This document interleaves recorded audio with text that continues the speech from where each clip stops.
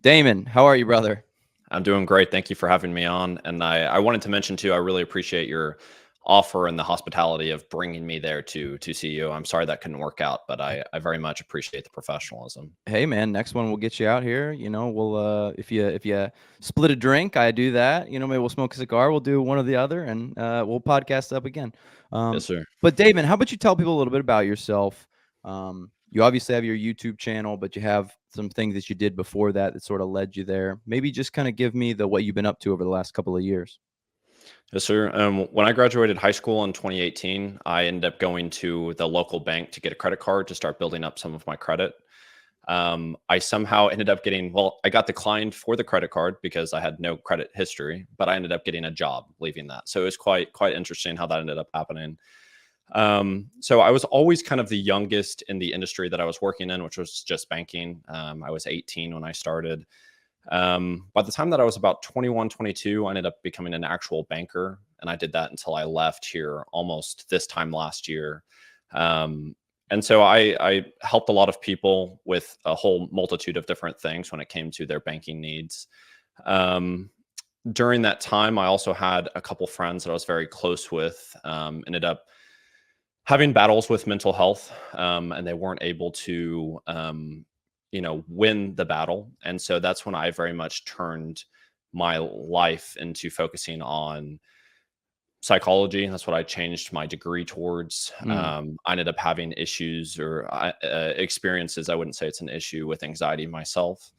That really changed the trajectory of my life. And so then I think now, with the channel, I've kind of mixed it to this avenue of like behavioral finance, how much I believe psychology plays into the way that we spend money, save money, all of these different aspects.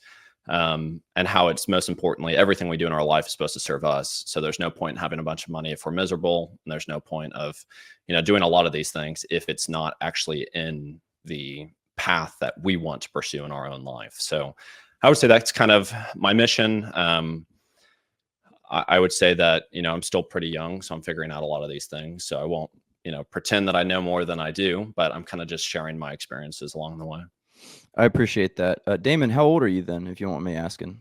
I'm 24. All right, so I'm 32. So we got almost a 10-year gap. So it's interesting because I'm sure some of our experiences will be similar, but some of them will be a little bit different also, because I was really the first generation where we did not have smartphones in high school, but they became a thing as I was getting into college. But even as I was in college, like not every kid had a smartphone. There was sort of like a lag in adoption. So it was just a very different world, pre-smartphone. There's kind of like, pre-wheel and post-wheel. There's pre-smartphone and post-smartphone. And you were obviously post-smartphone.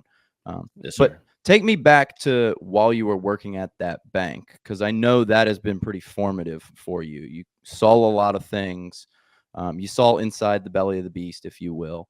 And I think that's kind of changed the way you think about money, changed the way you think about consumerism, probably changed the way you think about the banking industry. Yeah, most definitely. I think when I went into it, I very much thought that it was like, it's a wonderful life. So I thought that I was going into a noble industry. I thought that I could really make a difference. I thought, what better way to be able to help people than with their finances? So I was very excited to be able to do that. I think on the teller side, you do kind of just pointless transactions. So you see a lot of money, you see a lot behind the curtain, but you still focus very much on the conversations. I apologize. My camera did die here real quick. So let me just change out the batteries. Camera looks good though, Damon. I will say that. Oh, thank you so much. I actually think my editor was like, we need to get a different camera, because I'm just using my iMac, and the camera's, relatively high quality, but it definitely could go a couple of notches up. And I may end up having to use my MacBook too. Like I mentioned, this isn't normally the camera that I use, so that's been kind of a learning curve here. So I apologize to be doing this. No, you're good. All tools are at our disposal. So you were talking about what it was like to be a teller. Yes, sir. I actually very much enjoyed my time as a teller, especially during the pandemic. I think because that was the first time when I was working at the bank that like I was really the front lines. I actually experienced a run on the bank. I experienced us Mm. actually losing all of our liquidity, or just the cash that we had at the branch, for one day. People were Mm. coming, withdrawing as much as they could, and eventually we had to just be giving them $5 bills and tell them, sorry, we don't have the cash. So Whoa. to be, I had just turned 20 at that point. It was really interesting to see the responses on the individuals' faces, to be able to see kind of how weak our system is. This is, of course, like a once in a lifetime event, hopefully, but still to see, really, in the grand scheme of things, how little we can do for them, but how important still offering some sort of level of like comfort or security. So during when we shut down the branch, but we were still open drive through, and we would have people come in and they would be very frustrated, and all of these different emotions we were all feeling. And so, I would make the best effort, instead of just doing the transaction, to just say, hey, how is your family, or these different things. And you would see how quickly the individuals were changing. It was like, really, I think our first point, I feel it's very normal now to not look people in the eyes, to not hold the door open for people, to not shake hands, to not do all of these things that I feel like 10 years ago is completely normal. But that was kind of the part where we didn't know if it was normal to like be near someone, or these different things. So to be Mhm. able to offer some sort of like human interaction to somebody, I found was very much just kind of priceless. So when I began going to the banking side, that's when I very much saw how dirty everything was, how much it's just about a transaction. The individual doesn't necessarily matter. Of course, this isn't what the bank's message is. You get to decide how you do the interaction, but the fundamentals are very difficult to be able to actually help someone. Mhm. You kind of get like reprimanded if you help someone in every avenue that they wanted, but they didn't walk away with a credit card, or they didn't, you didn't mention an investment when, they didn't know what the conversation was like prior. So, it's very difficult to leave an appointment feeling like I actually just made a difference, and then having the back end make it feel like you didn't make a difference. So, Mm. I think that there was a lot of that, and then to realize that, being young, you think that bankers know a lot. They actually, I'm not going to say everyone, but in a grand scheme of things, it's more important that you're good at sales, less important that you know what's actually happening in the economy, or different things of that nature. Yes. That's just kind of how the job is. So it's nothing against these bankers, but yeah, I think the way that I've thought about all of that has changed drastically. And then you do get to see behind the curtain of the way that these people spend money. So you see how much people complain about their finances, but then you see how much spending they're doing on non-essentials. So consistent Starbucks drinks, or consistently eating out at restaurants, or a very expensive car payment. A lot of these different things that is absolutely in your control, but it's hard to see that when you kind of feel like your back is against the wall all the time. So it's very much about trying to, because then if you want to mention to them about, are there some things that you could eliminate from your life to make it to where you could save more money? They feel like the only enjoyable place that they can get these little escapes is from the Starbucks, is from the meals, is from these different aspects of their lives. And unfortunately, that's just because they haven't been able to have that moment to pause, and to then realize this actually isn't really serving me, because I'm not able to see, I don't have the time to actually be able to do the exploration of what does provide value in my life. Mm. And presumably, as a banker, it was not your role to counsel them on how to No. spend less money. If anything, the bank flowing through their system. In certain ways, yes, sir. We definitely were not supposed to. I wouldn't say supposed to. It just was never talked about to actually do budgets, to do things of that nature. So I went above and beyond trying to offer this to the individuals in the time that I could. But yeah, I mean, that's not our duty to actually do any what you would think of as like, kind of like a financial overseer, or someone that you come in and I'm supposed to give you some level of advice or security or comfort. That's not actually our role whatsoever. We're supposed to fix a transaction for you and then put a product in front of you.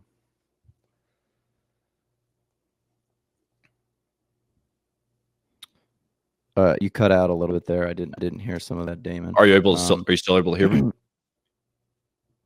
Sorry about that. We're kind of fading in and out. We'll Are you go able to in. hear We'll me any fade. better?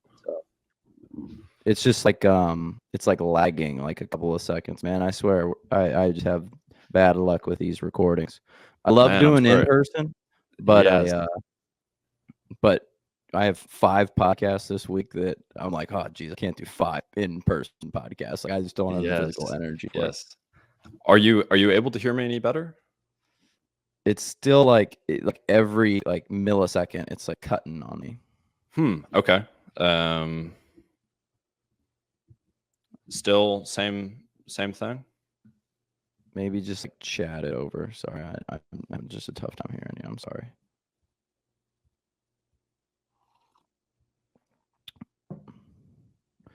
Now I'm even my own. I'm kind of no. I think mine sounds fine to me. But mine on your end, you can't hear me. Yeah, it's similar, still similar there Okay. without like Let's see. lag, like every like millisecond. Kind of, it's kind of is like it really.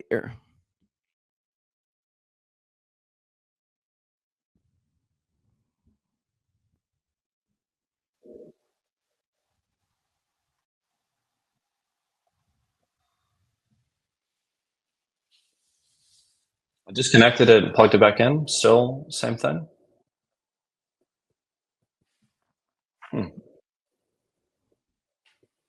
Still sounded similar there. Last thing I heard.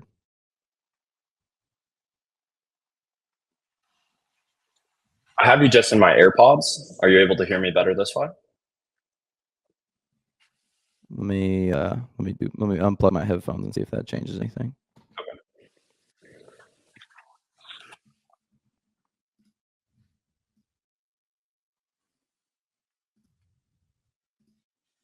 Go ahead and give me a little volume.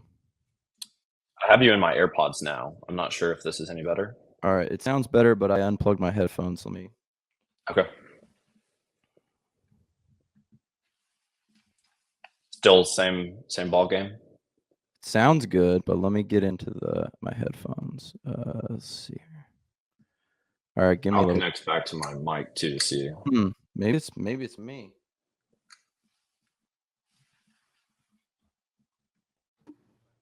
Check. It's weird because I sound can just hear you. fine. Oh, I lost you.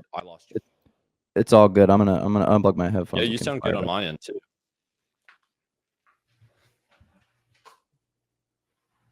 How does my mic sound? You sound great. Are you able to hear me good? Does my mic's quality sound good? Yeah, it sounds great. Okay, you're cool. You sound good. Okay. Geez, man, you know, it's this such is the remote world. I was saying that I have 5 this week, and Anne Marie, she helps me book, and there was like 2 people were like, can we still travel? This was like on Sunday night. They're like, can you schedule our travel? And I was like, oh gosh, like how about we just do them remote if that's all right. Yeah. And I think what's interesting about doing it this way too is like, and that's kind of what I'm doing with the podcast that I do on my side, which I haven't released yet, but it's to just show what is actually happening behind the scenes. Like the nice thing about podcasting when when podcasting began was it was like a raw insight into what was happening in, between a conversation amongst 2 different people. And now podcasting has turned to such this like kind of very well produced, very well kind of almost, I wouldn't say scripted, but it just has lost a little bit of that kind of rawness. So I think even for people to see, if you end up keeping this, that, some of this happens, it's just a part of the ball game. It's just how things work. Yeah, and I think there's different podcasts for different folks. Absolutely. Some people love that little 17-minute clipped up cut podcast. And I asked Damon what he thought about and that's not for me. That's not what I like. Yes. So that's not what I try to make. But sorry. So you were talking about how the banking system does not really encourage being a savvy consumer. In fact, it might do the exact opposite, where it encourages you to pull more money through the system. Yes, sir. I think what's really interesting is you see a lot of the advertisements about these products that we have to help you save money or to budget or to do things of that nature. I think they don't educate the bankers well on how to use those products, how to use those things that are a part of the app. It almost seems like that it's just it isn't even in the top 5 of the priority. It's they have a product to be able to help in some way, but it's so cumbersome to use, so difficult to learn, so not actually going to be a part of anyone's day-to-day lifestyle. It very much doesn't seem that that is what is actually cared about or prioritized. To me, it almost seems like the virtual consults that your healthcare companies will give you, right? Yes. It's like this little like add-on that they say they have just to have it, but they kind of know they're like, you're probably not going to use this, even though it could be pretty helpful. It's like, we know you don't use this. This is not why you have us. It's just this add-on, and we have this add-on because every other healthcare company, every other bank has it. So if we didn't have it, you'd potentially not pick us in some way, shape, form, but it's not really something that we care about. That is a way that I kind of see it. Absolutely. It just never made sense to me. I think that you could easily have more of these trainings for, or even just allocate the time for the bankers to be able to actually have a conversation, to be able to do these different things. I think if it wasn't so product orientated, it gives you a much higher likelihood to be able to actually make a difference. Instead, they want to allow that time to be targeted towards efficiency and sales, and then to be able to just give them some sort of disconnected app that's supposed to be able to help them or whatever that, no one use. I can't even knowing what I'm doing, I can't even figure out how to make it work. So it Mm. doesn't make sense. So you talked about you were a part of a banking run. You referenced It's a Wonderful Life, very famous movie about the Great Depression era. Do you want to maybe just explain to people on a very high level how banking works? Because I think, as you stated, people walk in, they go, I need all my money. And you're like, well, we don't have all your money. Like, it's not how this goes. But people were shocked by that. I think most people know that we have like fractional banking, but do you want to just give us a high level overview? Yeah, I guess so the area, so I live in Austin, Texas, and each branch is going to have a different cash reserve, which is what's going to actually be inside of the vault and then the little cash machines that they have able to give to their clients. And it's going to be whatever percentage is based off of the actual uh, assets isn't the right word, but the actual cash balance that is a part of that particular branch. So we were the fourth wealthiest branch in the Austin area. So typically for us, we had to keep around $300,000 of cash at all times. So what that means is if someone needs to come out and pull out 300,000, that's not going to happen. We're going to have to call that into the department that actually delivers the cash to us. And then they're going to bring that amount, and then it's going to have to be this whole security thing. So your liquid cash isn't necessarily as liquid. Um, I guess I don't know exactly how to explain it at a super high level. I think it's something that makes more sense in my mind, but as I'm explaining it, I don't feel like I'm doing a good job doing so. I think it's just more of the definition of the cash that you have in the bank or whatever you have in your bank account is not in the bank. It is being lent, borrowed, whatever on some back end with the actual bank. So say like Wells Fargo, if you have $300,000 in Wells Fargo, we could probably give you $40,000 at a time, but that is all being lent out in a mortgage or all of these other avenues for the bank itself to make money. And then it's supposed to pay you back for that money you have with interest, but that isn't what is happening. So it's like 0.01 if you get that.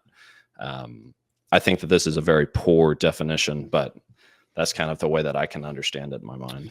Yeah, and the way that I think you did a decent job there explaining it on a simple level, but fractional banking, basically, the bank is going to take the money that you have and they're going to, as stated, go and lend it out. And the bank is only required to keep a certain portion of that in actual cash. I'm trying to look and see what the required portion is that banks in the United States need to keep, but it's an incredibly low amount. Like, they Yes. only need to keep like 1% or so of the cash that they have in their banking systems, right? Like, let's say we have Alex's bank and I have $100 million in deposits. I may only need to keep $1 million in cash in my actual bank. And then the Yeah, remainder I can go out and lend out. And absolutely. this is how banking has generally always worked, but the amounts and the fraction has sort of gotten lower and lower over time because banks are like, well, why would we need to keep 10%? Let's keep 5. And then they Yeah, drop from 5 to 1. And this has essentially been why banks have had runs and issues throughout time. And banking uh, regulations have changed a ton over the last, even just like 20 years since 2008. Banks have become a lot less communal in nature, and they've become like enormous banks. Like you have your Wells Fargo, your Chase, your yeah. Citibank, your US Bank. But then after that, there's just like these medium banks, and there's not really any small banks anymore. There are no No, community banks any longer. no. Yeah, in the area we're at, it's just like bank and fast food central. You have kind of the big three banks just smashed together with a bunch of smaller ones. And the big banks, people would come bank with us for security, and you would bank with them for, some sort of community. But the community banks aren't able to survive, unfortunately. So you would see them close, and then they would come. More people would come to us, and that was just kind of the name of the game. And like you said, yeah, the portion that you actually have to keep in cash, we never had $1 million in cash, and we were a big branch, so it's very yeah, it's very small, whatever that portion is. Yeah, and the way that I sort of understand it is that banking used to be a community bank, right? You'd have your local community bank. Back when Austin was a small city, you'd have Austin Community Bank, right? And Yes, then you would sort of know the people in your community that are coming to you. And, well, Damon's coming, he wants a loan. I know Damon. Like, well, Damon, give me, like, how much are you earning at your business? Okay, it yes, looks like it's going pretty well. We'll give you the loan. And that would be a positive thing net for the community, because the bank would take in the interest off of what they loaned you, and you would be able to build your general store or your small different business, and then you'd be able to hire people, and it would be a positive thing for the community. But that is not really the way that banking works any longer, because, as you stated, these community banks can't survive against these big banks because, one, they don't have nearly the amount of liquidity, so their risk becomes extremely concentrated. hmm And then, two, these banks have just been kind of eaten up by these bigger banks, and they've been regulated out of existence in a lot of ways. So, um, absolutely. And it's going to be very difficult if you need some sort of loan to ever get approved for that. So it makes it even more difficult for startups, small mom and pop shops, to be able to go get a $20,000 loan to go buy some new equipment. You need to show some actual revenue. You need to be very safe in terms of risk. These bigger banks don't need to accept really any risk. So you need to, you know, dot the I's, cross the T's for absolutely everything. And you still might not have a shot to be able to get what it is that you need to be able to put some, liquidity into your business. yeah, and instead of a community builder, these banks have become just like profit centers, essentially. Yeah, As you absolutely. stated, they're only going to lend to the most qualified lenders, and hmm have to take on someone who's starting a business from scratch, and it's sort of like on a whim, and you don't have a lot of credit, you have no collateral. It's like, hey, that's not for us. Go talk to the Small Business Association, see if Yeah. they do something for you. Yeah, because your loan is now a credit card, and that's what a lot of banks. I mean, you can see the credit card game is so much different than it was even just 10 years ago. Mm, And that is what we're going to give you. Is like you could have a 20-year-old that has had some sort of line of credit a little bit, or their parents gave them a credit card when they were younger or whatever to build credit, and then we're going to give you $15,000 in a line of credit. And in certain ways, if you're responsible and you need that and all of these different aspects, that could be nice. But when you're in a high interest rate environment at 29.7%, you don't know anything about credit cards. It's not necessarily our job to teach you how to use a credit card, just that you understand the documents to make sure that you know what interest rate is and all of these different things. It's not an environment even conducive to be able to actually benefit using a credit card. So it's an absolute debt trap. and credit cards were sort of the reason why you ended up leaving the bank, is that correct? I think it was yes. I actually very much like credit cards. I have a very close friend that has a credit card channel. I really like what he's doing. I think it's a great way to be able to build credit. I think there's a lot of benefits that can come from them. But I think, there's such a massive amount of absolute just travesty that comes with those. There isn't enough people discussing what interest rate means, what a variable interest rate is, all of these different avenues that people get just absolutely crushed in. And it's just, I think it's really unfortunate that we don't do more upfront discussions about credit cards, and we talk more just about the rewards that you get and not about, what that could actually cost you in the long run. Yeah, I'm looking right here. Average credit card debt's on the rise for Americans. Increased by 45 billion, 4.6 increase quarter over quarter. Yeah, and as you stated, with that almost 25% debt, you can't get out of that cycle by just like paying off the little bits that you take on. And it is unfortunate because people, they'll have something happen. Like we've already talked about medical, you'll have a medical issue and you'll have a $2,000 medical bill and you're like, I can't pay for this. Well, put it on your credit card. Now it's on the credit card and I at least paid it, paid the bill. But now that credit card is going to accrue interest at 25, 30%. And it's like, oh, geez, this is going to quickly double in size very rapidly.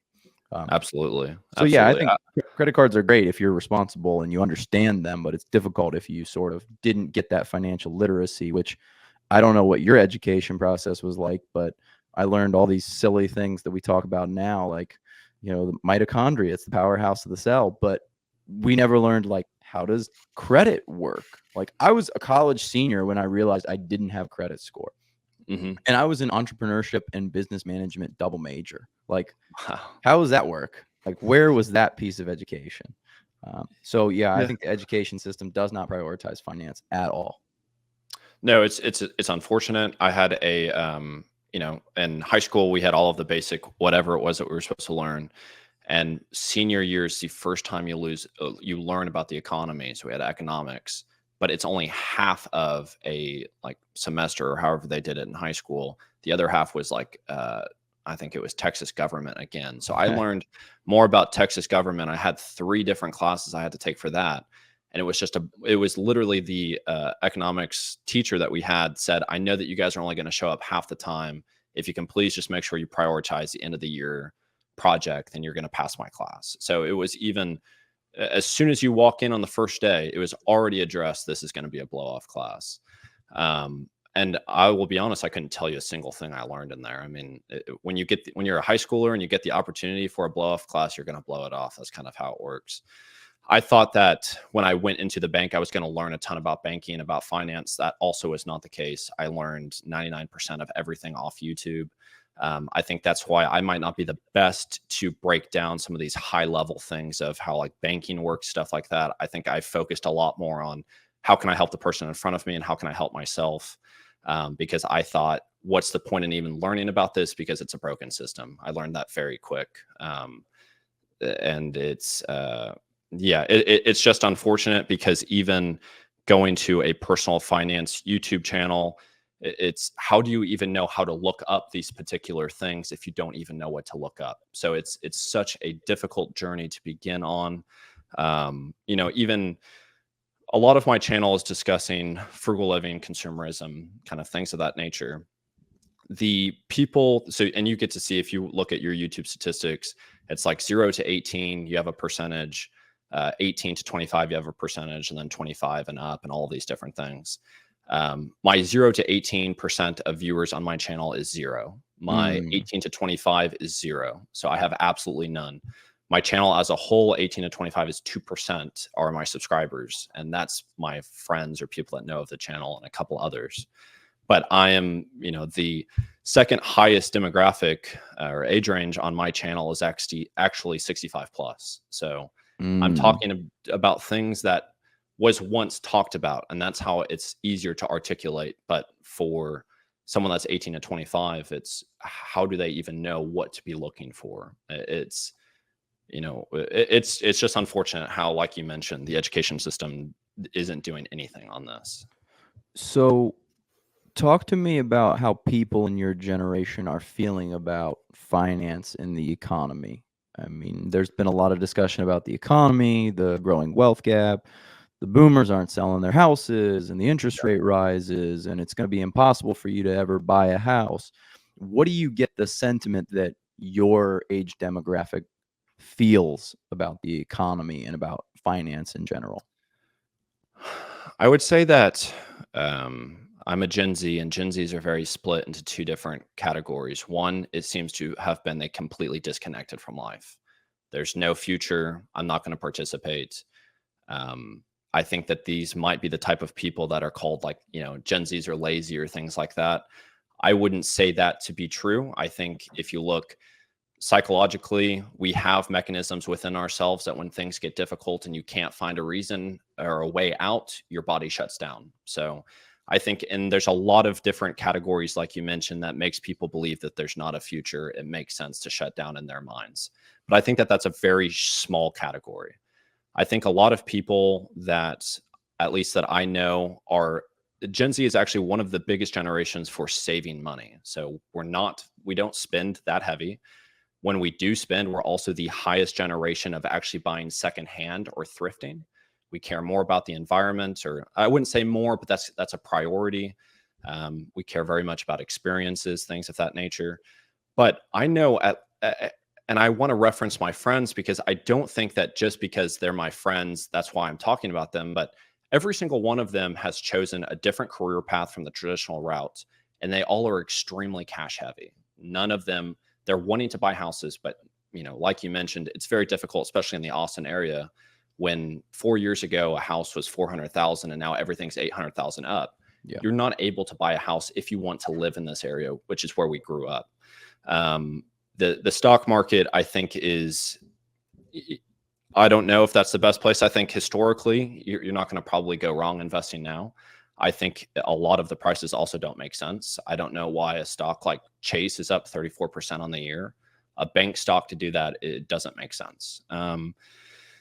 So I think that I think Warren Buffett would tell you that in the short term, it's a voting machine, but in the long term, a weighing machine. And Benjamin Graham actually was the first to say that. absolutely. So But I would yeah, say it's quite a lot of people, if they knew about a Roth IRA, that's what they would do. All of my friends have done Roth IRAs. I didn't talk to them about it; they found out. But that's the best way to be able to just kind of do the S&P 500. You're investing for retirement. But again, it seems to be a lot of people are very cash heavy. I think that they're learning about what to do. I think that when you start to learn and you go the YouTube route, you kind of see like the fundamentals, you realize we're not in an environment that fundamentally makes sense. yes. I So would then you're agree. like, okay, well, what do we do next? And I think that that's where a lot of us are kind of, if things crash, then I want to have the opportunity to buy a house. If, it seems to be just a lot of just kind of like sitting around waiting. I will admit that that's what I'm doing myself. That's why I quit my job, was to allocate my cash that I had saved to actually give myself a shot at YouTube.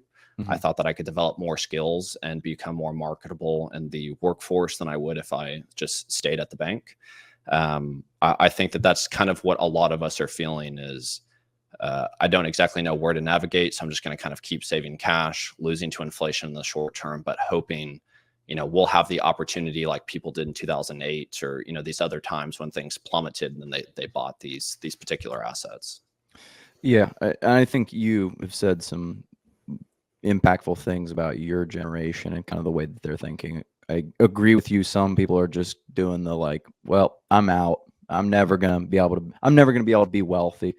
And so I'm not even gonna try. And it's like, hey, look, you live in the United States, you have the freedom to make that decision Yes. if that's what you want. I think you're gonna make life harder on yourself. So, understand that.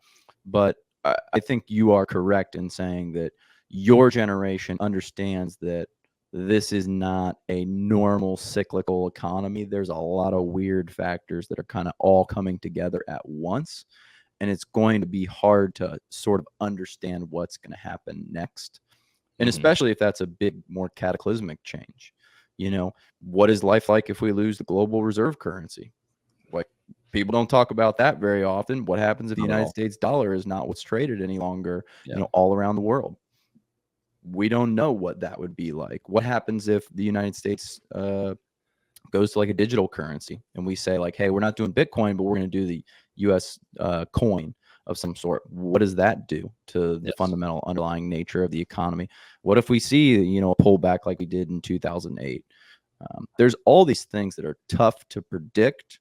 And I think that what's happening with the internet age, if you will, is when things snap, they snap harder, faster, and for potentially longer periods of time.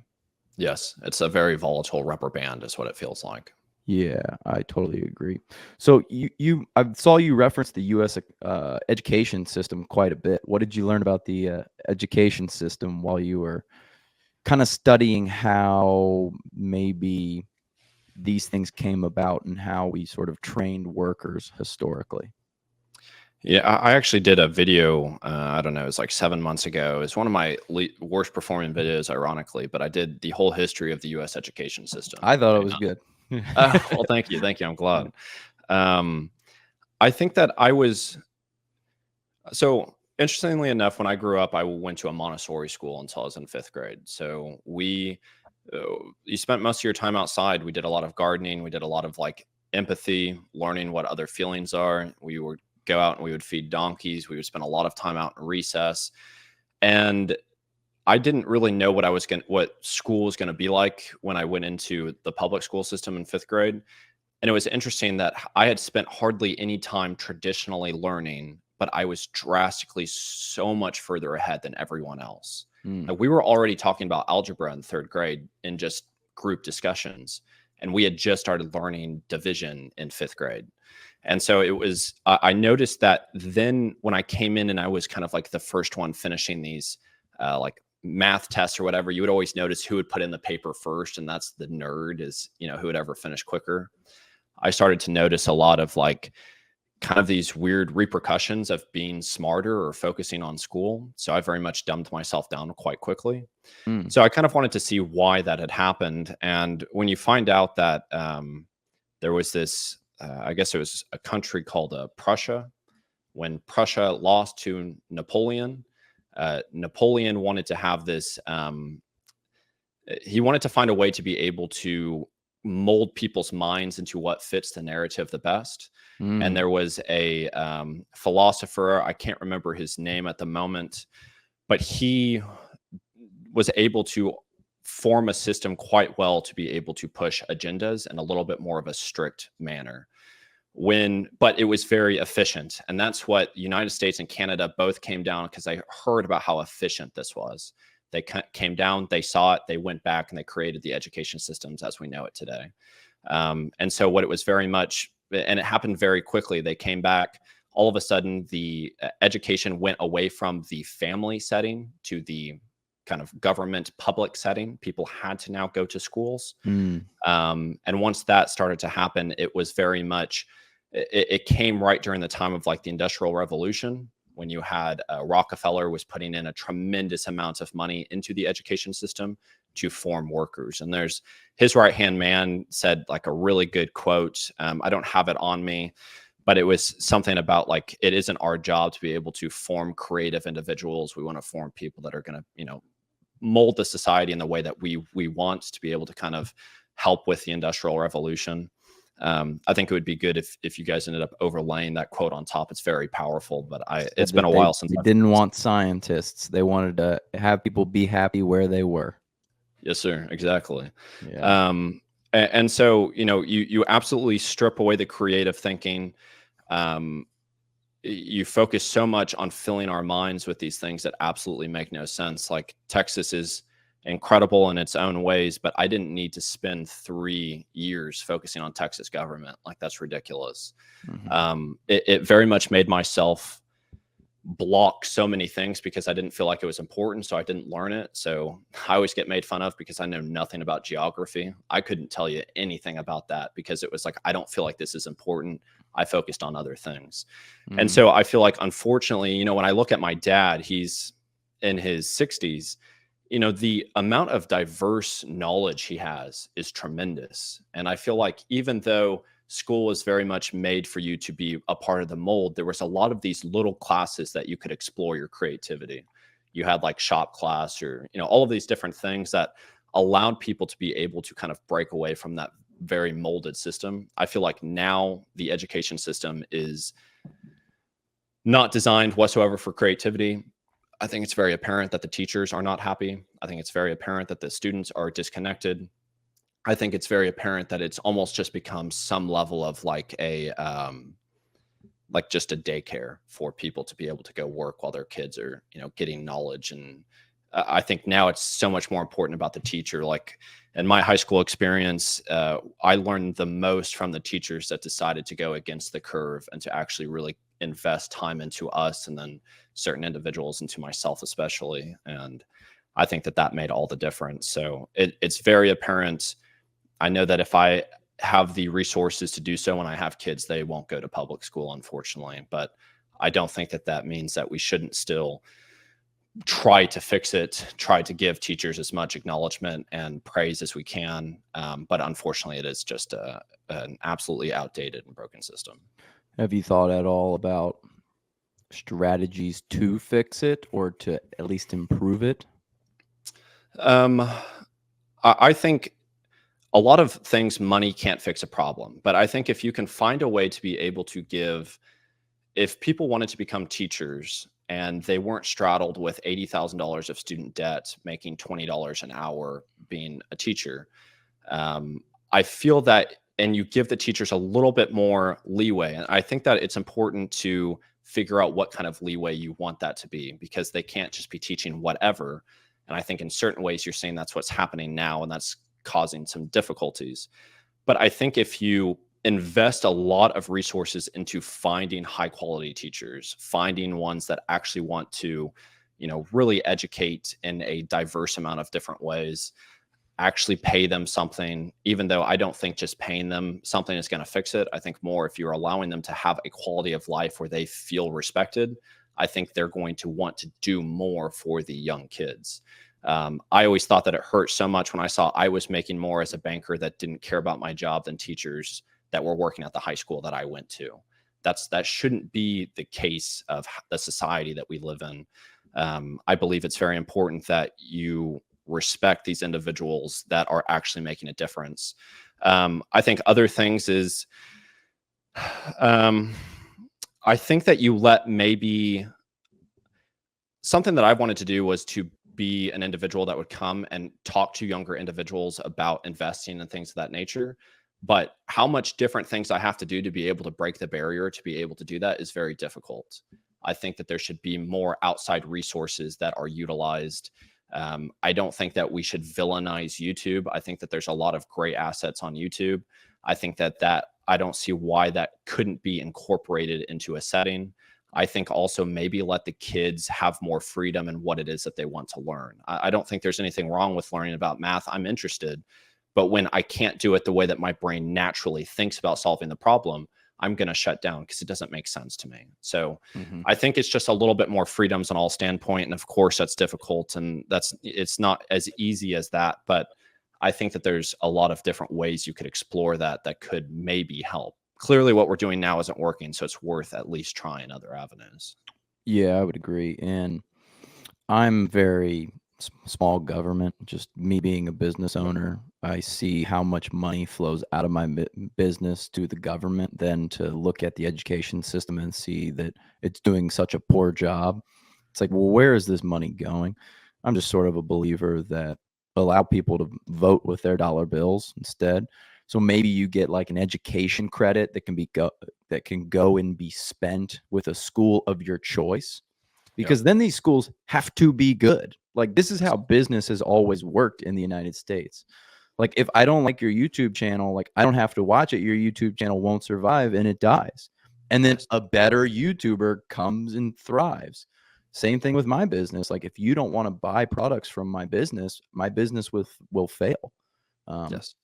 So I think that you need to have a sense of competition to keep these schools sort of striving to produce good students or good atmospheres or teachers that care and are competent. And if you have teachers that don't care and aren't competent, people aren't going to go to that school. That school maybe shouldn't be open. Like, pass it to the school that is getting kick-ass results.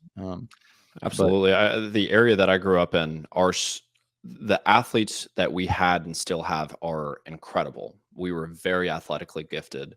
Um, I feel like my class, especially, we were very smart. I would say that the school district I went to was very good, but there was also these aspects of we invested like I don't even remember what it was, some ungodly amount of money into a new football field.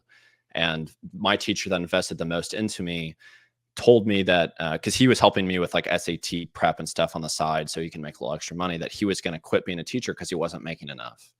And so you see like things like that of, I understand that the football stadium is going to bring you more revenue, but where is that revenue going?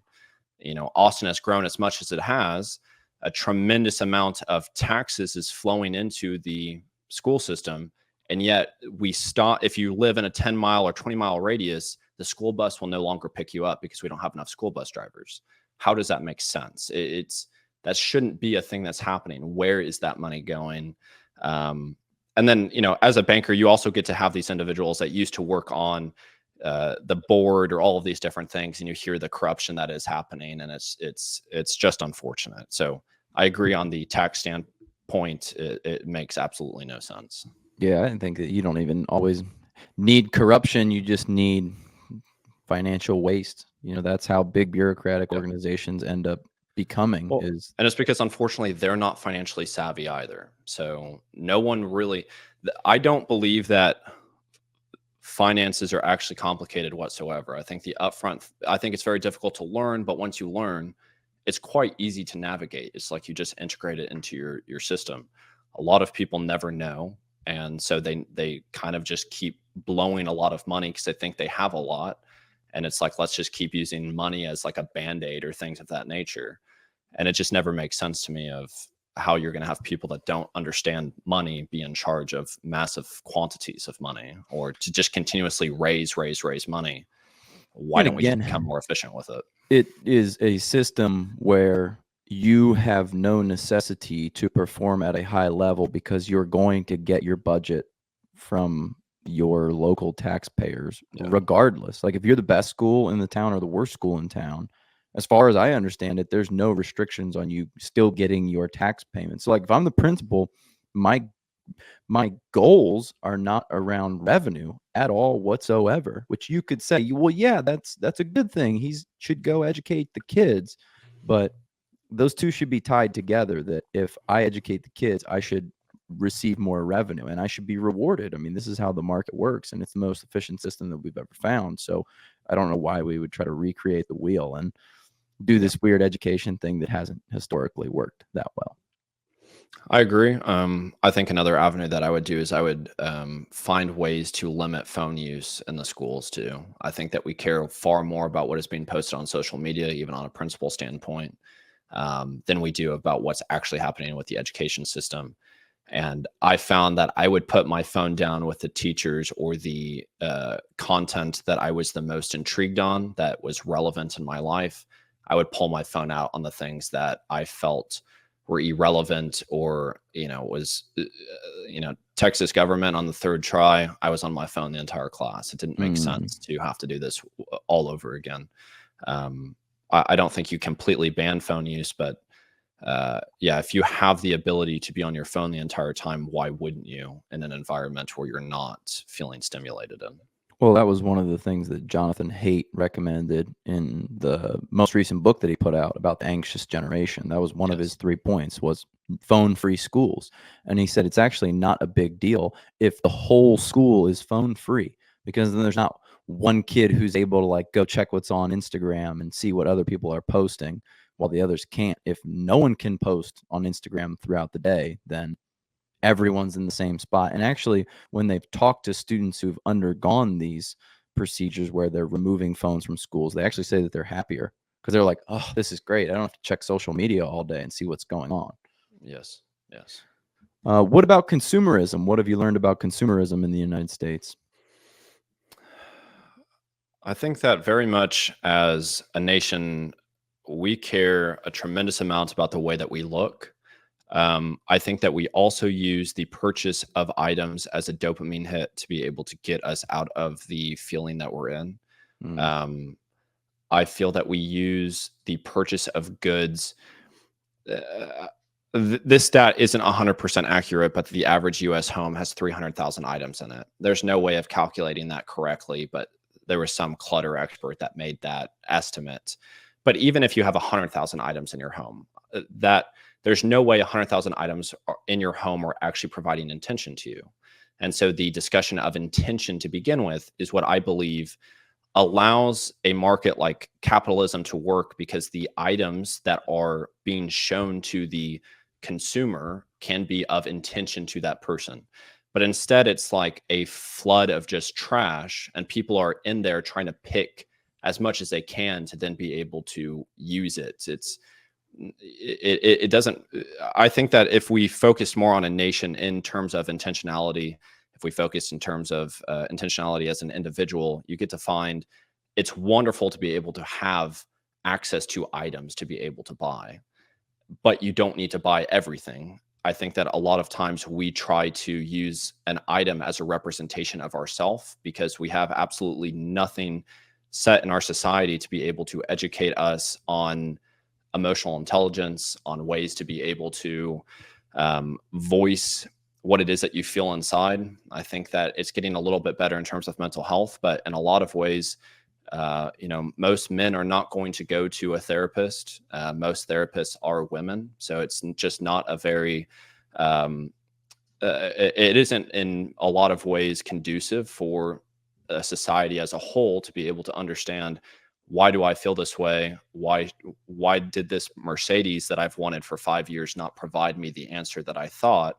Well, maybe it's because my condo isn't as nice, or maybe it's because my clothes, or I feel like a lot of ways we think, if I have nice clothes, a nice car, a nice house, and I'm making some sort of money, then people should like me. Now that the people don't like me because I haven't done the work inside, well, then now I'm going to put blame on these people. So now, men are this, women are this, or this generation this generation that, all of these different things. But I feel like if you do the work within, you actually realize these items provide value to me, these items don't, and that's perfectly fine. And this person didn't like me, and that's fine. We just weren't conducive together, so let me go look for somebody else. I think it just creates so much more peace. So I feel like consumerism really aids into this absolute noise and chaos of a society that we're in now, of consistently just buy, buy, buy, buy, buy. And we blame capitalism instead, and that's not what is the issue.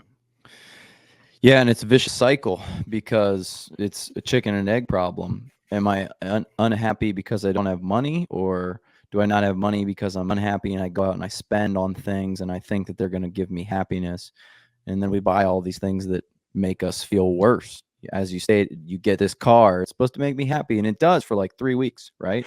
And then it's just, oh, it's just the car that I drive.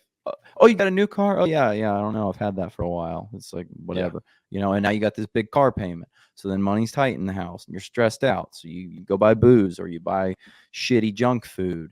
And then, you're stressed at work and you got to perform at work, or else you won't have the funds that you need to go out and fund your life. And then you're sad because all this stuff's happening. So you go out and you buy a new jacket or a new t-shirt and these things. And it just kind of keeps spiraling. And it's all just an attempt to get back to where you started, being calm, content, happy with yourself. I really noticed this when I spent time in Mexico. Have you ever spent any time in Mexico? Absolutely, yes, sir. They are just so happy with so much less than what we have. And I don't want to make a blanket statement. Like, there are some people who are living in bad environments that aren't super excited to do that. But you'll go to these towns, and by our standards, these are like beat up towns. These houses are not nice. Like, they have old crappy furniture. There's dust. There's like, they hardly have like a sealed home that we would think of with like a door, insulation, things like that. Mm-hmm. And they'll just be laughing and joking. And, I don't understand Spanish well enough. They'll say something, the whole group of guys, they'll be doing like hard construction labor. Mm-hmm. And they'll just be like laughing, joking, playing music, loving it, making jokes about going to get tequila. They'll like literally take a jacket, lay it down on the side of the road, lay down and take like a 30-minute nap on a road, like a dirt road. And they'll wake up, finish work, and they're just so happy. And I'm like, well, what is this? Because by all measures, their life is worse. They're physically working harder, they're earning less, their homes are lower quality, their probably quality of water, quality of food, quality of access to medicine, all this stuff is less, but they're just so happy with it.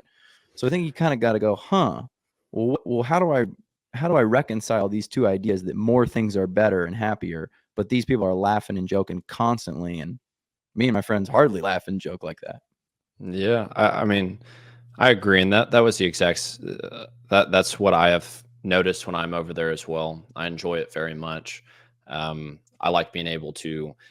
I was recently in Denver for a while, and I was walking the dog, and I the person across the street from me that I was kind of walking into was this mom with her little daughter, and had a nice little dog too. And I kind of like teared off the path to give them space, and I just did a little smile, and she grabbed the daughter and turned around and kind of like beelined it the other way.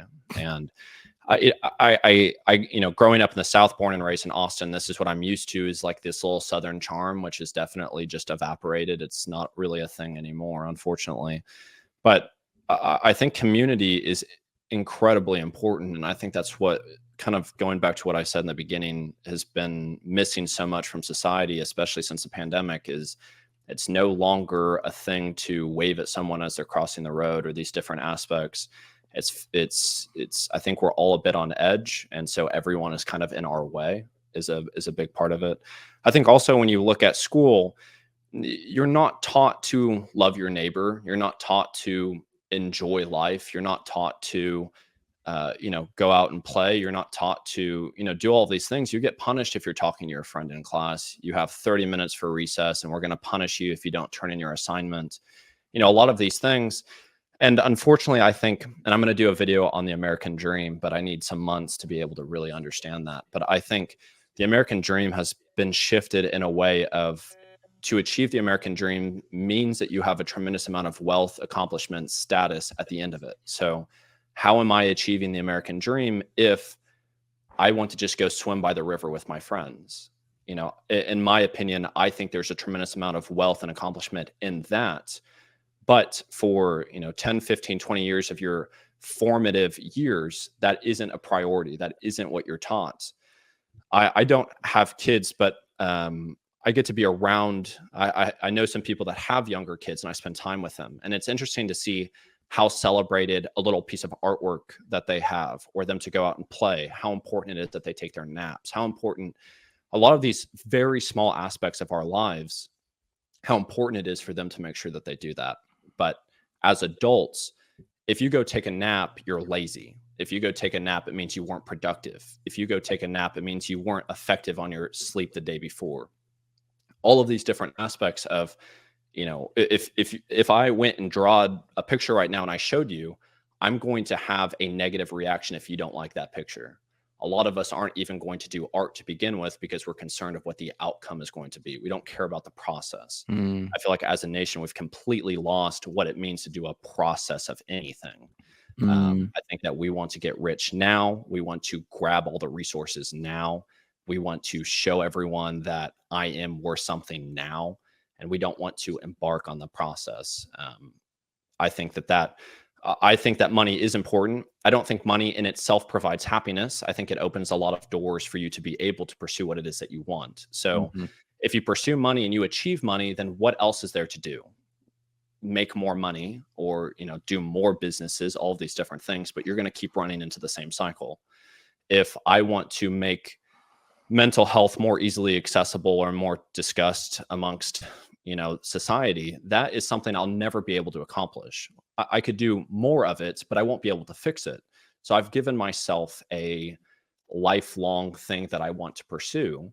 Now, money is going to be able to help me do that. So it's just a byproduct of what it is that I want to do. I think that there's a lot of different ways that we could take that, but I think that's where we've really gotten confused and lost in our way of just focusing on what the outcome is. Well, not to take it back to Mexico, but I'm sure you've heard the story of the Mexican fisherman. Yes, of course. Well, I'll kind of give the short version for listeners that have no idea what I'm talking about. But there's this MBA graduate, high-powered business executive. He's doing his, family vacation in Mexico, and he he's on the beach in the morning and he sees this man go out and fish and come back in with some fish, and then he takes the fish inside and cleans them, cuts them, goes out to the market and he sells them. And he sees this guy do this a couple of days in a row. And the guy only spends, maybe an hour or 2 hours on the water. So he goes, well, hey, tell me about your business. It was all right. It was all right. It was all right. It's all right. It's all right. It's all right. I have a couple of bucks, and it's good for me. It's small, but he goes, well, let's scale this business. He turns on the MBA brain. Let's scale this business, and he's like, well, what do you mean by that? He's like, well, you're only spending a couple hours on the water. Let's do more hours on the water so that we can double or triple our output.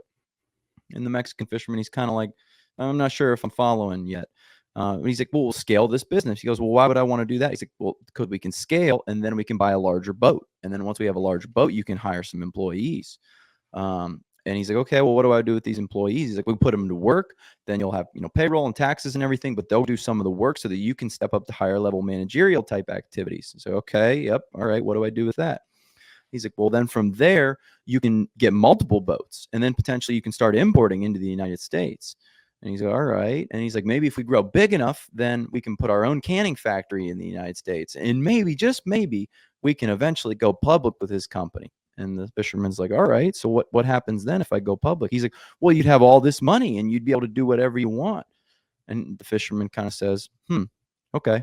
I think what I would probably do if I had unlimited money is I would fish a little bit in the morning, and then I would come in and I would sell that, and then I would spend the rest of my days and nights with my family, going out dancing, spend it with my kids, cook them dinner, dance with my wife, and then repeat that process. So, and this is kind of how I think about the education system. The moral of the story is that, hey, this is a means to an end for this fisherman. Whereas for this American businessman, he got kind of caught up in the details, like, well, no, it needs to be bigger, it needs to be larger, it needs to be more of something. That's always what I thought about the American education system. I kind of thought, okay, so you're supposed to get an education in high school, Alex. Well, why? So that you can go into college, because you do well in high school and then you get good grades and you go to a good college. All right, well, why do I go to a good college? So that you can, finish that college and do really well and then go out and get a good job. It's like, okay, well, why do I want to get a good job? It's like, because you make more money when you get a high paying job. We don't want you to have a low paying job. We want you to get a high paying job. And I was like, oh, okay. So the whole thing's about money. You want me to make more money. That's the goal. Yeah, so you can But spend you more didn't. money. But you didn't teach me anything about making money. Like, we Yep. could have skipped a lot of steps, and you could have taught me how making money works. Mhm. Look, if you want to be a doctor, yes, you have to go through medical school and you have to get your biology degree and everything. But most people don't want to be doctors or lawyers or any of those highly degreed professions.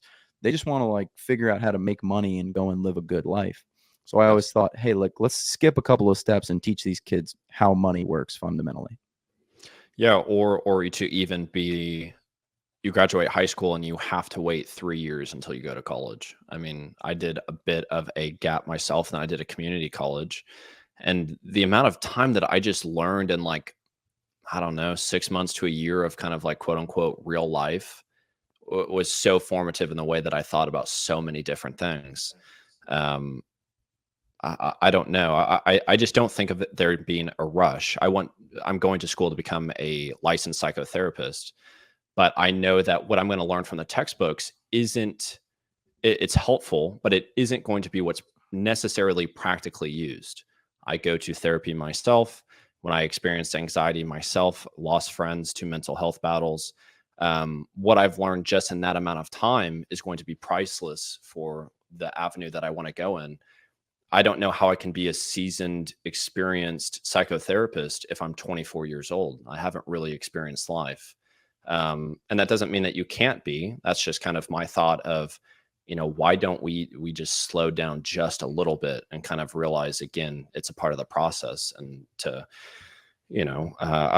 like trade school is what's important is you learn about what happens for your trade, how you're going to be able to accomplish these things. All of that is what's important. You don't just show someone, this is a graph of how I made this fence, study it, now go do it. That's not exactly how that works. It's a lot more process orientated. Yeah, and potentially you've heard of, like, slow life theory. This is kind of an idea that's bouncing around through your generation and my generation, that they're just taking things a lot slower. Mhm. One of the I guess, more worrisome effects of that is that people are waiting. You're 24, so you probably don't think anything about this, but people are waiting a lot longer to have kids. Oh And yeah. some people are waiting to the point that it's like, oh, we missed our gap, we missed our window. Um, so it's a tough thing to kind of reconcile. Like, okay, well, there are some things that have timelines, some things that don't have timelines. Like, how do we pull all these things together? And the drop in birth rate in the United States, I think, is one of the scarier things that's out there on the horizon. I know a lot of people go, oh, we have too many people, but No. I think it's No. actually quite scary if all of the coffee shops and restaurants that you used to go to start closing because there's just literally not enough people to sustain these businesses or these homes that used to be 800 grand. I know you'd be excited about a $400,000 house in Austin, but not that exciting if like No. a third of the houses go vacant because there's just not enough people to fill these homes any longer. Yeah, I think, as things get more expensive in society, we start to see having kids as just an expense. You don't really get to, you never hear anyone talk about, at least as a young person, I don't get to hear people talk about the benefits of having kids. I hear about how much sleep you're losing, about how exhausting it is, how much money is being spent, the stresses. And so it makes you not necessarily think, well, why would I want to do this? I feel that what has helped me especially is that I know the goals. I have the end result of what it is that I would like to have. I've always thought, since I was a little kid, I want to be a good husband and I want to be a loving father. That's been my life accomplishment of what it is that I want to do. But that doesn't mean that I'm rushing to it now because, yes, I want to be a father and I want to be a loving husband. I know that within myself, I'm not prepared to be a father at the moment. And I don't have the emotional intelligence and I haven't worked on the trauma that I experienced as a kid to be a loving husband at the moment. That doesn't mean that I'm not working for it. That doesn't mean that it's not a part of my path and accomplishing the goal that I want. But it just doesn't mean that, well, because I'm 24, I need to get married and have a husband or get married and have kids right now, like what was society was like, 50 years ago. I think what I agree with what you're saying. People are thinking, let's take it slow. And if you go slow with no destination, that's dangerous. But I think if you have some sort of destination, some sort of outcome that you want to have, regardless if that changes or not, it allows that slowness to really be used effectively instead of not just, kind of escaping in doing nothing. Doing nothing is also escape, just as doing too much is an escape. Yeah, well, I'm about a decade older than you, and I don't really feel ready either for wife and kids. So I don't know if you ever do quite feel ready. Sometimes you just got to jump off the cliff, if you will. Most definitely. I think, what I find is I think it has less to do with it's, I find that I can't even hold myself accountable to going to sleep. I struggle a lot with sleeping. So if I'm going to bed at 3, waking up at 4, or waking up at like 6, taking advantage of myself, how will I be a good representation for my son or my daughter to be able to say, hey, sleep is important?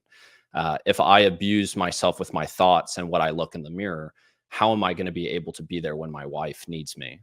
I think these are, again, it's way harder than just some 24-year-old saying this, but I think a lot of the answers to the problems you're looking for within. So I don't think I'll ever be ready to be a husband or to be a father, but I know that there'll be some time when I'm not destroying myself inside that I can now begin to give instead of just selfishly take, is kind of the way that I look at it. One of your best performing videos was about why people don't want to work anymore. What did you learn during that process of creating that video? It was a great video, by the way. Thank you. I appreciate it. One of the things that I was the most proud about with that video in itself is I had made that video before I went to Denver for 2 weeks. The video was good. I thought that it would have done well or whatever, but I wasn't proud with the product. I didn't really think that it was what I wanted to share. So I ended up taking the YouTube quote unquote risk of not uploading a video for like a week and a half. And I really just honed in on the research of producing a product I felt proud of. And again, I took my time with it. So I went slow about achieving the accomplishment or the goal of what it is that I wanted. But then I shared it and it did really well. And it's nice to see a video. It's nice to see your YouTube goals become accomplished, because YouTube is a very difficult game. You put a lot of time, a lot of effort into it, and sometimes the results aren't what it is that you wanted. But it felt really good seeing the growth and the comments and what it was that people were talking about, knowing that within, I was just proud of the product that I put. And I made sure that it was very intentional for me. In terms of what I actually learned in the research that I did, it's quite interesting how often history continuously repeats itself. It's interesting also on a fiat currency standpoint. This exact thing happened in Japan and in like Greece and Rome back when they were like in their, I don't know, prime, I guess is what you would say. It seems to be that fiat currency in itself doesn't work because there's no more value in terms of like a tangible asset that it's kind of holding yourself accountable to. I think at the end of the day, if I was going to say, why do people not want to work anymore? I think the biggest answer really boils down to your dollar isn't able to purchase you what it is that you're wanting to have. So you're working for no real end in sight. You're not able to buy the house, whatever kind of asset it is that you want to be able to live an enjoyable life. And I think that the environment one works in is oftentimes extremely toxic. It used to, like, it's crazy that just in the time that I worked in the workforce, an hour lunch used to be normal. That's outdated now. Nobody takes hour lunches. So to, really be kind of in the grindstone of helping people financially, it's a very emotionally heavy job, very, analytically and very focused orientated job. And then to give yourself 30 minutes to scarf down food and get right back out there, it's impossible to not get burnt, especially when you're seeing 10, 15 people having long conversations with each and every one of them, having to balance the emotions and all these different things of your coworkers also. And then to come home and be like, okay, I did all of that for like $100 or whatever. It's going to get taxed heavier because I worked overtime. And what do I have to buy with it? I don't have any tangible things to show what it was that I did was worth something. So I think that is really what I would say is kind of the answers to maybe both of those questions. Yeah, you say fiat currency, and for those who kind of aren't aware, that means by government decree. And essentially, we have been on fiat currency since the 70s, since the United States went off the gold standard. Now all the other countries just kind of like peg back to the dollar, so it's all this like weird scheme, if you will, where nobody's money is backed by anything. And I totally understand where you're coming from. We had this employee at my company, and he was in bad financial shape. He made his own bed, so I felt for him, but I was like, brother, like, you set yourself up for this. He was squatting in his apartment, and he had been squatting for like 6 months, and he finally got booted out of there, and he was living in a like long-term motel, and it was like kind of expensive. It's like, 300 or 400 bucks a week, like more than he can afford. And I was telling him, I'm like, hey, we're doing overtime this Saturday. Like, I know you need the money. Like, please come into work. And he's like, oh, I just don't even understand why I would do it. All my money goes right back out to this rental. And I'm like, that's the point. Like, Yeah. You need to get out of this trap. But in his mind, he was like, I don't get to keep any of this money, so there's no point in even earning it. And I'm like, well, whether you earn it or not, you still owe it. Like, you didn't, Yes. like, you didn't get to a net negative. You went down.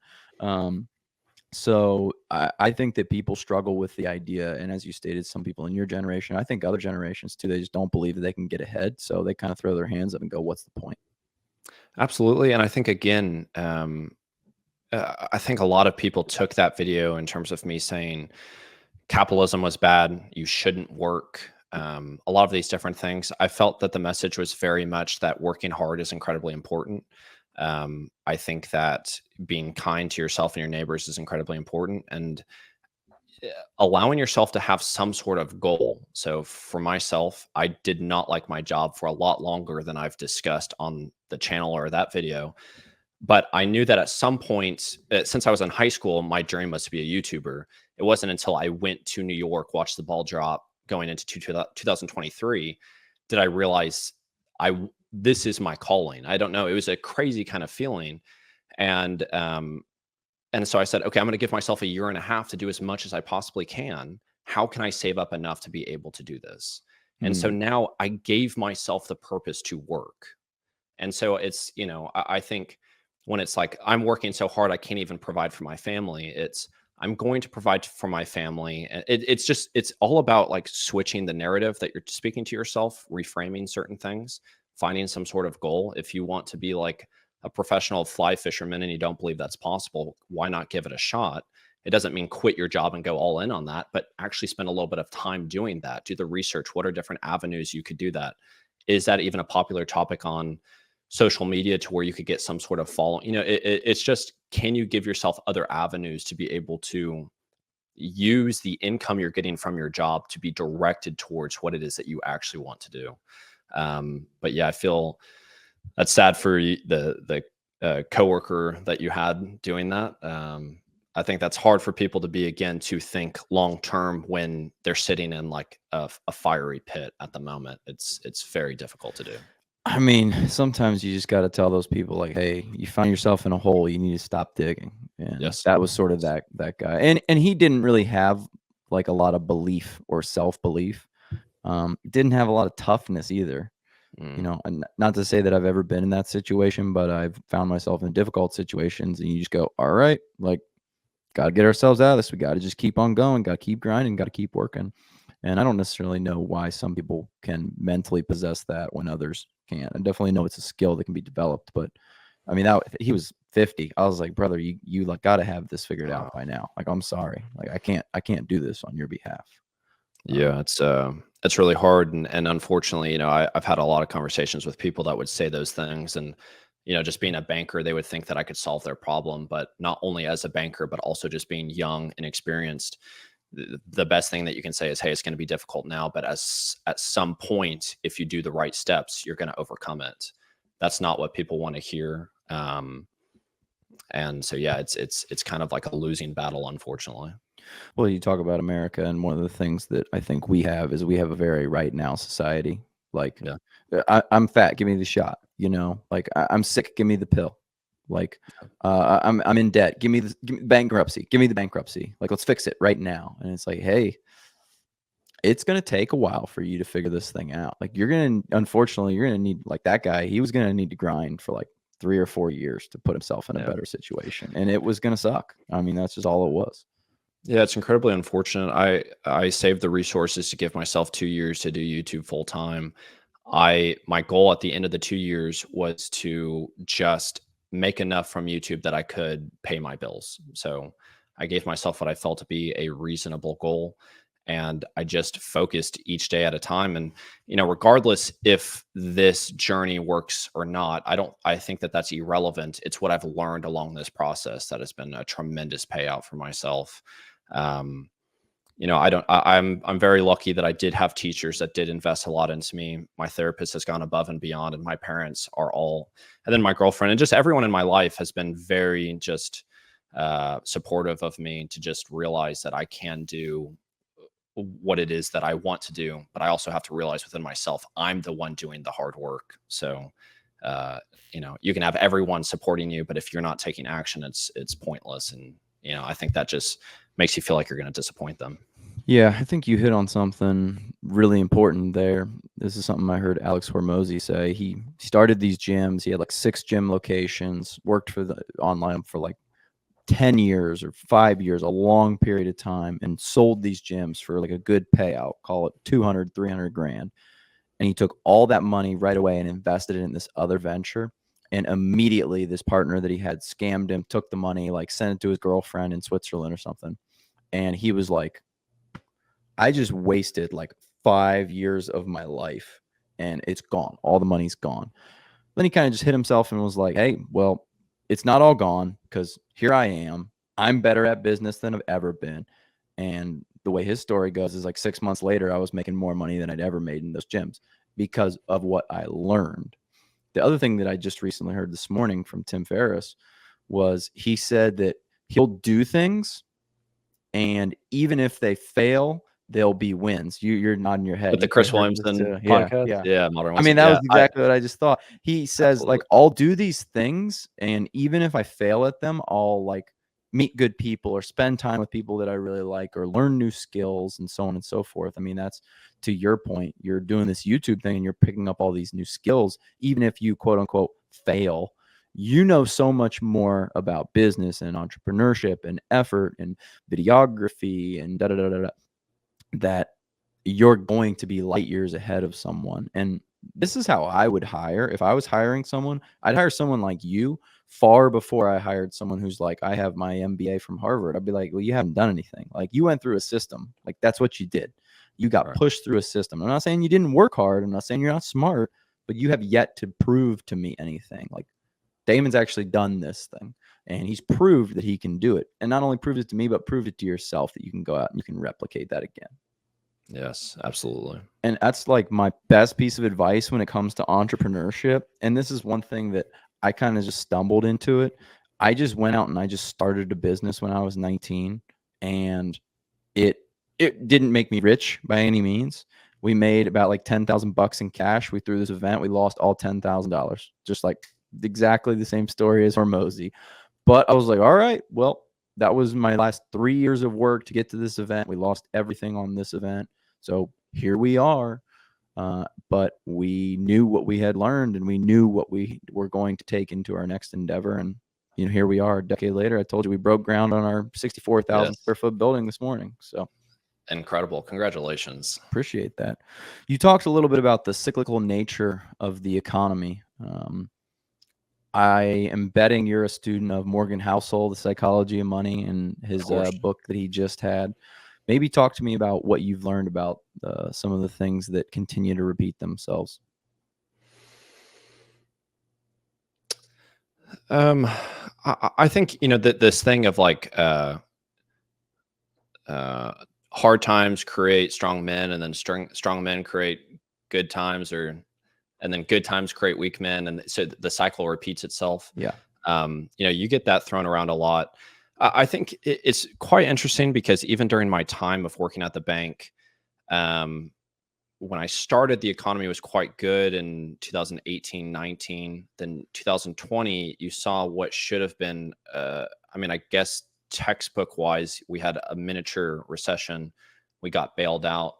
So I got to kind of see how that happened. Then I saw people that had more money than I'd ever seen before. So I saw one half of people that lost their job and weren't able to recover from that. And I saw another half of people that all of a sudden had so much cash, they didn't know what to do with it.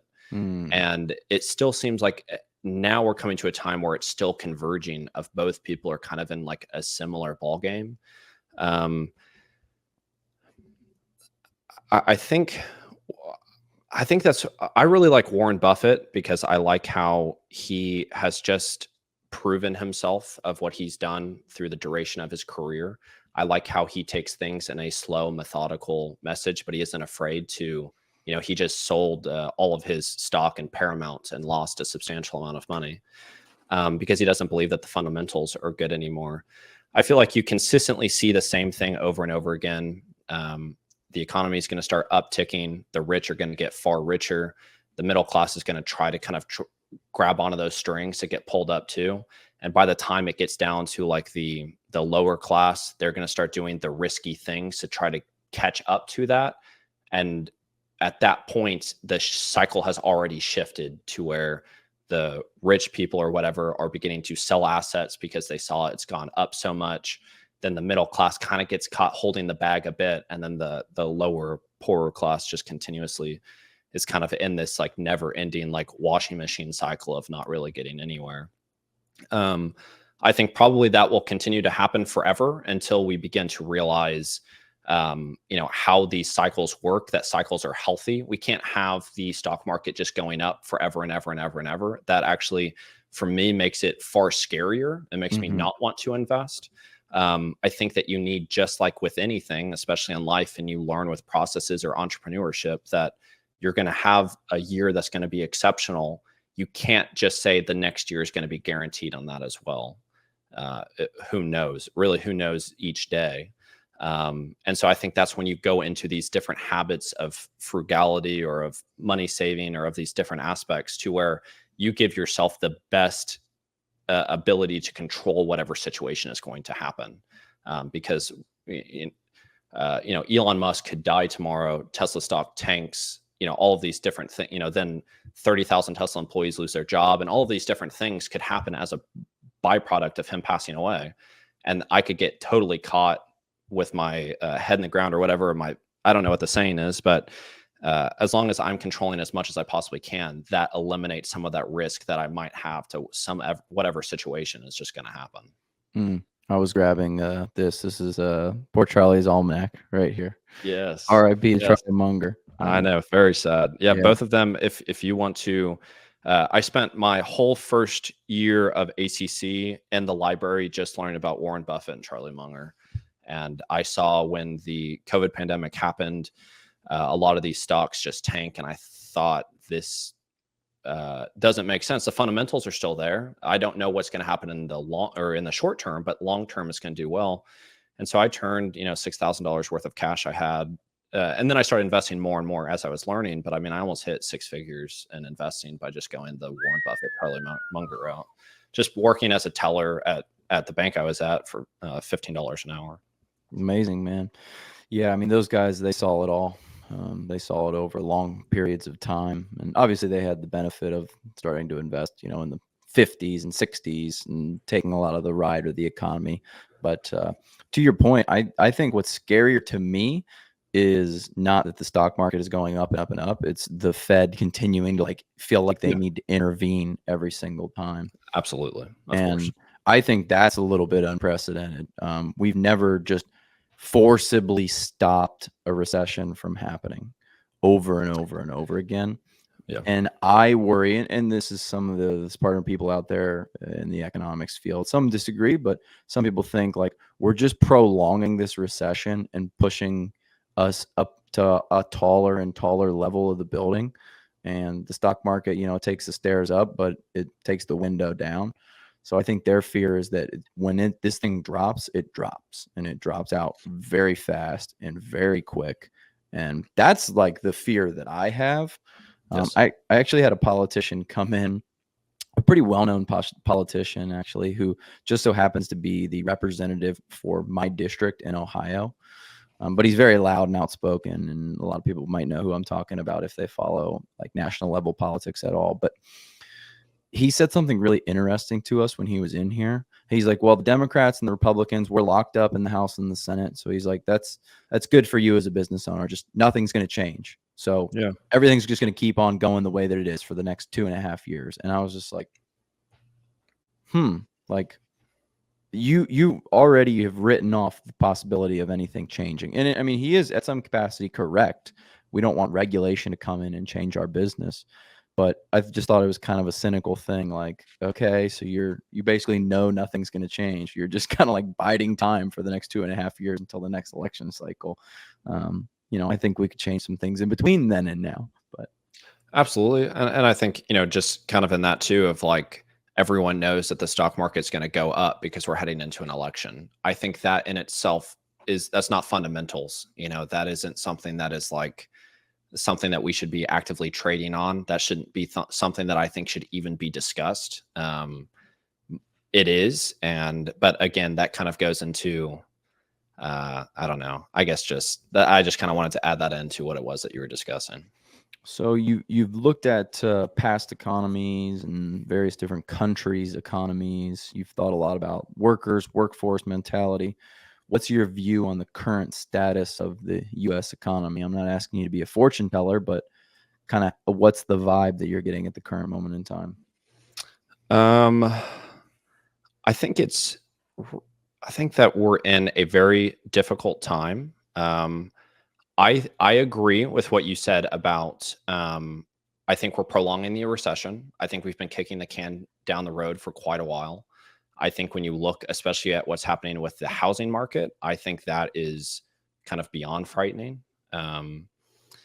So I think that, And you rates know, don't seem to be coming down anytime soon with housing. Like no, it 5-6% is the new normal, I think. yeah, yeah, it's that's a huge concern. I think it's hard because you don't want to sound like a Michael Burry that just is like forever saying that everything's going to be doomed. Mhm. I think if I'm going the Warren Buffett route, I think in the long term, I think that this absolutely needs to happen. I don't want to say that we need to crash and burn because a lot of people are going to get hurt during this. There's going to be a lot of pain. But I think that there needs to be a little bit of just natural cleansing that is supposed to happen. I think we need to get rid of some of the garbage that's just been around for too long. I feel like we're an economy with a bunch of mold on it right now, and it needs to get wiped out. And I think it's going to cause a lot of people, Gen Zs, younger generations, to have to kind of pick up some of this and kind of begin to rebuild. And I think that in 150 years, this is probably going to happen all over again. It's just going to continuously happen. But I hope at some point that we begin to see we're just going to continuously do the exact same trend over and over again. Why don't we try to do a couple things a little bit differently?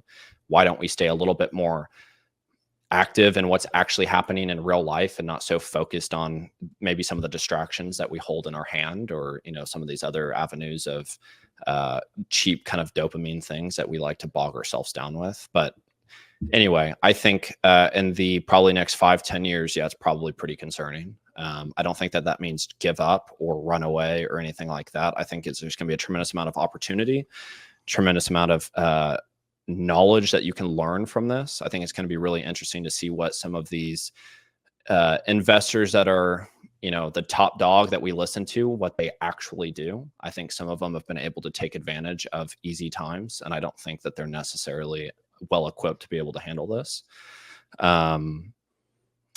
So yeah, I'd say that that's probably what I think. I don't think that it looks great, but I don't think it's makes sense to just give up or not participate. I would agree. And I think if you pay attention, you might be able to not only come out on the other side all right, but you might be able to capitalize very wholeheartedly. I mean, Most there's a definitely. lot of people that capitalized in the 2008 financial crisis. I mean, they say don't waste a good recession. So if you're paying attention, I think that you could come out on the other side significantly farther ahead than you would have otherwise. And this is actually like common knowledge. People used to know that a bad recession was coming every 10 or 15 years, and they would just like save up cash and just wait until that happened. And they'd be like, okay, the recession's here. I'm going to go out and I'm going to buy stocks or buy properties for pennies on the dollar. And then overnight, almost double, triple, quadruple their wealth.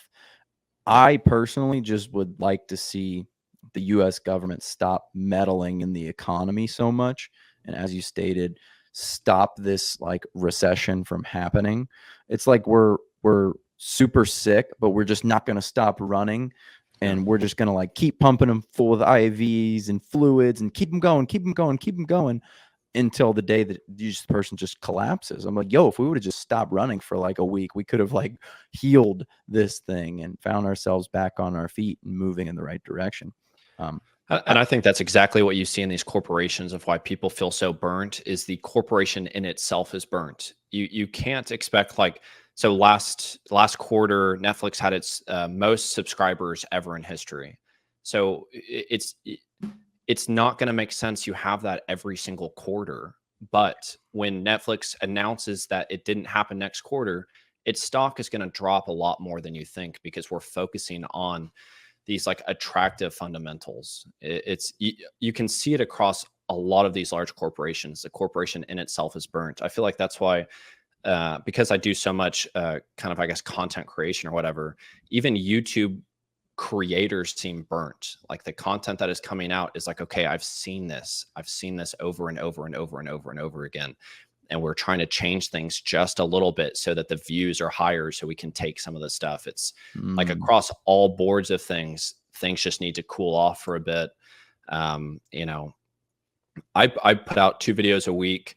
I use some of the same kind of headlines or titles that I think articulate the overall story of the message that also will be able to get it to as many people as possible. But I feel when you come into the video, my video, what I talk about is far different from what other people are going to say. I'm trying to do it in a much calmer way. I'm trying to allow yourself to have 15 minutes of just kind of calm knowledge that you don't feel like you have to put it at like 1.5 speed so I can get through this, so I can get through another video, or all of these different things.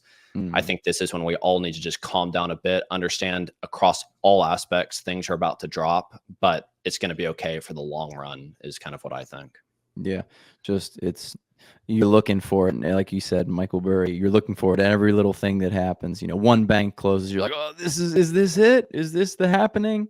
And then you kind of are like, geez, like it's just still going.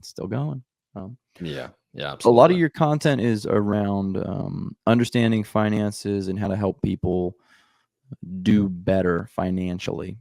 Do you have a couple of top ideas for people that they need to kind of wrap their head around? And I'm sure there's no hacks. It's just concepts more than anything else.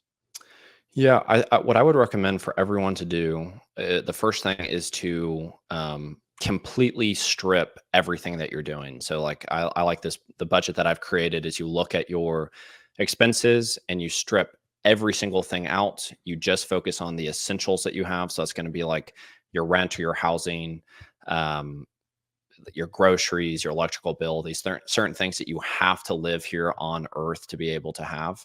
Focus on how can you make that more affordable. And if you can't, just move on. We don't need to focus day on day on day on that, like my rent is too expensive. Okay, it's too expensive, but what are other things that you can prioritize? So we're going to do that. And then we're going to put all of our focus on debt, and we're going to focus on the non-essentials. And we're going to try to strip that again as much as we can. I think that, going to the movies is great, but going to the movies costs like $50 if you're going to go with somebody. But if you go on Tuesday, it's $5 movies.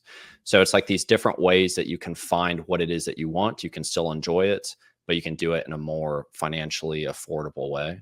So I think strip everything, build some sort of healthy financial habit. I think a budget or a financial philosophy is great. I would then begin learning about things that I don't know yet. So if you are hardly able to save, I guess I skipped a step. Then the next thing that I would do is do what I call task saving. So instead of saving for 3 to 6 months worth of expenses in cash, can I save up for if my car battery dies? Can I save up if my tires are going to go flat? Can I save up if I need a full week's worth of groceries? And you kind of hit all of these things and you just focus on the small thing that you can try to accomplish. Then you need to understand it's going to take time. So if you can't save up $50 in a month, it doesn't make sense that all of a sudden you're going to have 3 to 6 months worth of expenses in cash in 3 months.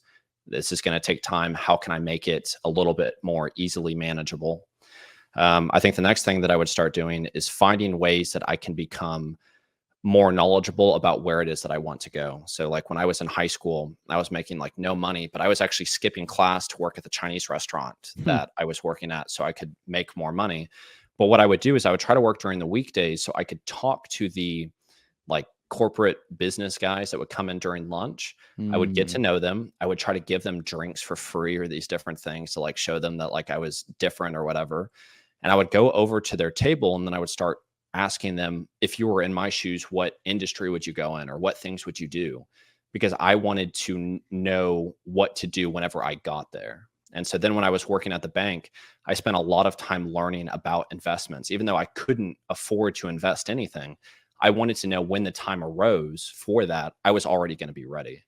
I think that allows yourself to start to break away from the like existential crisis of I can't save money, I'm going to be in this way forever, of at some point I will be in the stage to be able to invest. And when I started forming my mindset of I want to invest, investments are important for a healthy financial journey, I began to see my problems in a different way and was then able to solve them. I think that's why therapy is so good, because I could run through the same problem in my head all day long. But if I don't listen to a podcast, if I don't have a conversation with someone, if I don't go to an expert like a therapist, I'm not going to be able to see my issue with a new perspective. So if you start to educate yourself, you begin to see your problems with a new perspective.